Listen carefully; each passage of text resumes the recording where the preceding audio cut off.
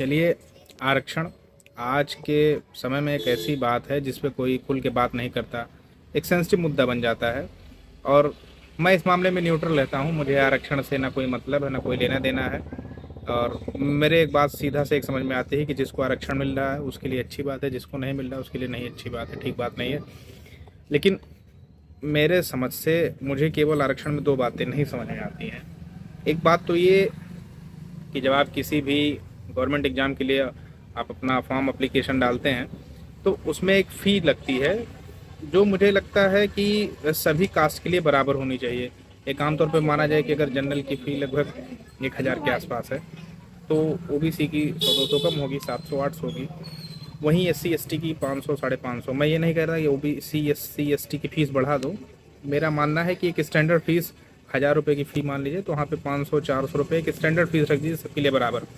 ये मेरे अपनी पर्सनल थिंकिंग है।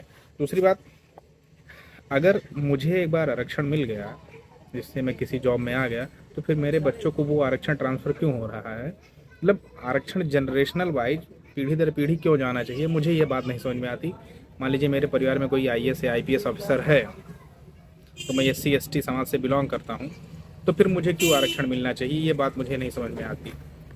आपकी जो भी राय हो, जो भी विचार हो इस मुद्दे पर, कृपया मुझे सजेस्ट करें मेरे कमेंट बॉक्स में, ताकि मैं और इसमें कुछ बेहतर चीज़ें आपसे ही सीख सकूं।